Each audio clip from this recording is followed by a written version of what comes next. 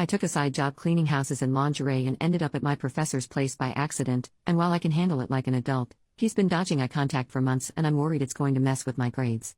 So I'm in my 20s and he's at least in his mid-30s. I work for a cleaning service that offers fully exposed or lingerie-clad maid services. There is no intimacy or touching, and if boundaries get crossed then the client is struck from the client list. The client can ask for a type, like hair color, race, weight, age, gender, but they cannot pick a specific maid. Their maid is assigned by the company. Both client and the maid have the option of using a fake name, and pictures of either party are not provided. Any institutions the clients and maids are linked to, like school or work, are also noted so something exactly like this doesn't happen. All of this is done for confidentiality. Clients can request after the first session that the same maid comes back, but that's it. I'm explaining this to show that it is impossible for him to have requested me or known it was me beforehand. I got a message from the company saying a nearby and anonymous client had requested a lingerie-clad maid and I was his type. I went, in jeans and a t-shirt with the lingerie underneath so he didn't see anything, knocked on the door, and my lecturer opened it. I realized what had happened and said that the agency typically filters these things out. Clearly there was an error, and I can stay and be professional or I can get him another maid, but whichever he chooses, we should both just forget this. He asked for another maid, so I called the office, explained, and left. The office says due to computer and human error, no one clocked in that we are linked with the same school. I had to go into school a few days ago along with some classmates and we ran into him. He was awkward, uncomfortable, wouldn't look me in the eye, and refused to even directly address me. We ran into him again later that day and it was the same, if not worse that time.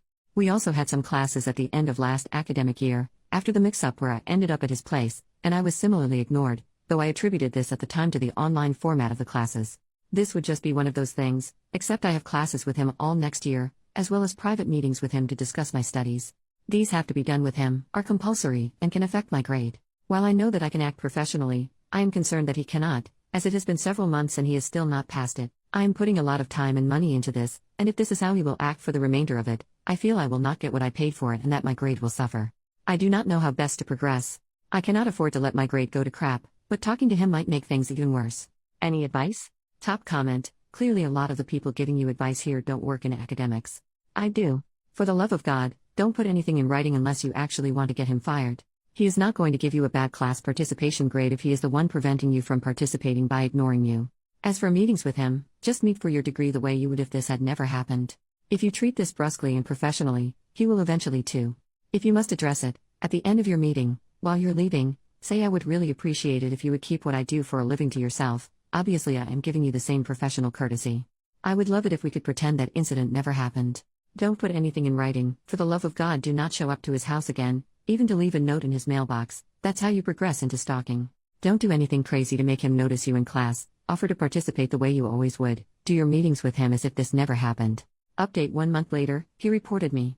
I booked a meeting with him during office hours so I could clear the air, as was suggested on my last post, and then followed it up with an email that simply said that his school is starting up again and its final year. I'd like a chance to meet with him to talk about my dissertation and make sure he approved of the topic before I launched into it, something that is completely standard and everyone else is doing, but was somehow enough to panic him.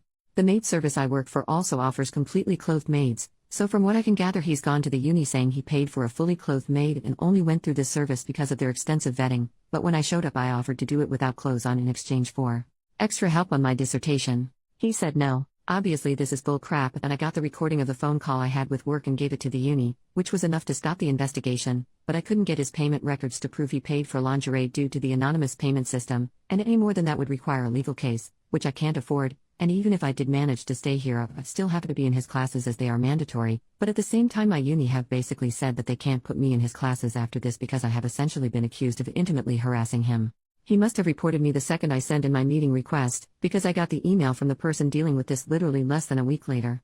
I have no clue what the heck he's thinking. I'm assuming he thought I would report him and decided to get ahead of it, but even that makes no sense as all I did was request a meeting.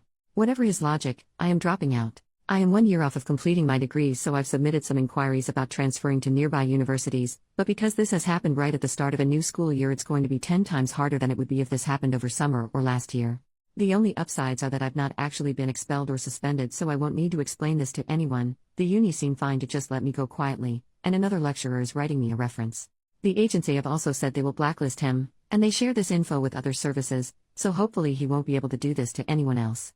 Just Jesus Christ. Edit, adding that I have had a free consultation with a lawyer and I will not be pursuing legal action. The best case scenario, Where I win, my name is cleared, and I can stay in this uni, my profession will still be outed, I will be shunned by classmates and staff members, and my lecturer will continue to be a jerk, and I'll be staying at a uni that have confirmed they will throw me under a bus to save a weaselly prick. Even the best case scenario will also earn me a black mark next to my name in academic circles. Update 3 years later, OP updated with a new account after her posts were featured on Smosh. Just caught up on the Smosh podcast and, well. Comment number 1, is there another update? OP, not really to be honest. I'm at another uni, feeling super supported, doing a PhD and building my career. The lecturer who ratted me out is still teaching, but when people went back to classes properly post-COVID, I put his name on the creep list. An anonymous Google Doc the women at uni shared of men to avoid, and like 4 different people vouched for him being a creep, so at least they know who to avoid, and I'm safe and happy at another uni with a straight woman and gay man supervising me, both of whom went to bat for me when another separate lecturer made a pass at me. Like I feel like the overwhelming reaction to my story was just, well, that's depressing, and I wish I had a non-depressing update, but that's how academia works, I guess. C'est la vie. But I do want to say that when Shane read the comments from my post, he read one that I listened to at the time saying don't make a paper trail because I'll get him fired, and PSA, make the paper trail. I really regret listening to that guy, which I only did because he said he was in academia. Assuming it's a guy because that's advice a guy in academia would give. I would still have had to leave the uni even with a paper trail, and I'm probably better off at my current uni than I was at my old one, but if I'd made the paper trail they probably would have at least refunded part of my tuition, and I wouldn't be scraping to fund the PhD now. Comment number 2, glad you're doing well, and that people at your old uni know that the lecturer is a creep. Sucks that he still has a job though. OP, yeah, I'm glad I'm doing well too. I would love to be able to say that something worse happened to him, but the consequences of his actions are literally just a Google Doc. What shocked me was the other women who vouched for him, as in saying they also had weird experiences with him, because I honestly thought it was just me. Hopefully one day he'll be creepy to the wrong woman. But hearing my words from like 3 years ago read out to me while I was on the treadmill is definitely making top 3 weirdest moments of my life lol. Comment number 3, saying don't make a paper trail because I'll get him fired, and PSA, make the paper trail. Oof, that comment is terrible, you're totally correct. Anyone who has dealt with any sort of scary, bad, or uncomfortable situation, whether in the workplace, school, or just in life, always make a paper trail. Document everything, even if it's small. If you have to take it to a boss, school leader, or police, etc., the best thing you can do to have a situation taken seriously and rectified is to have some sort of tangible proof that something has happened by documenting and listing whatever the issue is. Even if it's verbal comments that you don't have audio proof or witnesses for, you have more luck being helped if you have made notes of those comments over time, than if you just go in saying so and so said this. Glad you're in a better place now. OP, yeah. I just never expected to be in that situation, so when the top comment was like, hi OP, I'm in academia and here's what you do, I just went with it. If I could go back and tell myself one thing, it would be document everything. Hearing the comments read back, I got mad all over again, but mostly at myself for just going with what I was told back then. I even dug up the post and there were multiple people telling me to be careful that I don't upset him because I had the power in that relationship, which is just wild to me now considering how everything turned out, but at the time I fully went with it. Honestly, I probably wouldn't have even made the update if I wasn't so annoyed at those commenters, and Shane reminded me how annoyed I was when he read them out lol. Commenter number 4, holy crap, I remember this one and finding it insane. That guy was for sure a creep and I was pissed to hear he had tried to blame you, but at least other people know to avoid him. Thank God, hoping you've been feeling better at this new uni. OP, I'm doing so much better at this new uni, thank you. I was actually at this uni first, then switched to the one this guy worked at, so now I'm back at the OG and I don't know why I ever left, to be honest. This sounds weird, but I'm low-key hoping he continues being a creep so he'll do it to the wrong woman and she'll be smarter about it than I was.